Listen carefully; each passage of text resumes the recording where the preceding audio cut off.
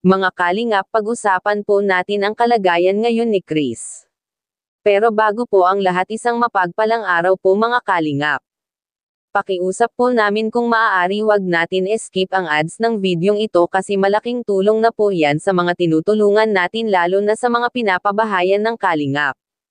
Palagi po natin suportahan ang ama ng kalingap na si Kuya Val Santos Matubang at Kailan Gaprab. Pakiusap po patapusin muna ang videong ito at nang malaman ang nilalaman nito bago po kayo magkomento. Alamin po natin kung ano ba talaga ang kalagayan ni Chris, bakit siya ganito. Ayon po sa isang tagapag-tutor nila, napansin agad nila kay Chris na may kakaiba po, pero hindi po nila ma-explain kung ano ba ito mga kalingap.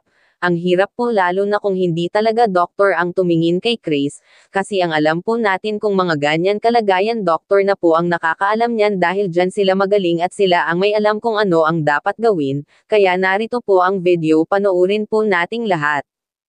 Kristo. Oo, ito. Si Chris talaga, Ate Melissa, ano siya, parang balik sa ano? Kumbaga. Parang si Chris ay may tawag dito. Ang gagaling naman yung ano. Parang sakit din. Marunong naman nga siya ng kulay na. Hindi siya late bloomer. Ano siya sa pagsalita? Tawag dito. Mental. Oo, meron pang ano. Anong Hindi tawag kasi siya, yun? nag-search kasi ako kung applicable pa ba sa 16 years old ang autism. Yung autism, oo, applicable pa sa mga ganyan. Lalo kung yung mga ano walang kahalubilo, mga ganyan. Tapos ano ba yun?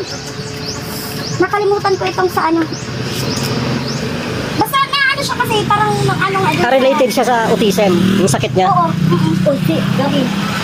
Hindi, mga 3 years old, 3, 4, 5, mga ganyan. Yung mga ano siya, di nakakapagsalita agad. Ganun, parang ganun siya. Pero kung sa ano naman, Tututukan kung na sa siya. tututukan naman, Hindi naman okay naman, nakakausap niya naman. Kaso, paisa-isa ang ano niya, paisa-isa ang salita. Oo, isang tanong, isang sagot. Tapos pag pinabasa mo siya ng isang mahaba, hindi niya babasahin yun. Isa-isa lang. Dapat isa. Kunyari, papabilangin mo siya. 1, 2, 3, 4. Hindi niya yun kayang isunod-sunod agad. Diba tayo, pag nagbilang, 1, 2, 3. Siya hindi. 1. Tapos matagal. Ano number 2? 1. Maganon siya. Tapos 2. Saka, ganun. Ang tagal niya bago mag-response. Sa mga ano. Ganun siya. Ito,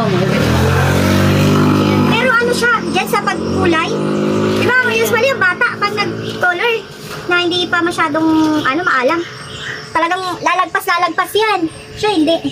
Tama naman yung pagkakulay niya, pero hindi siya marunong pa ng mga, kulay.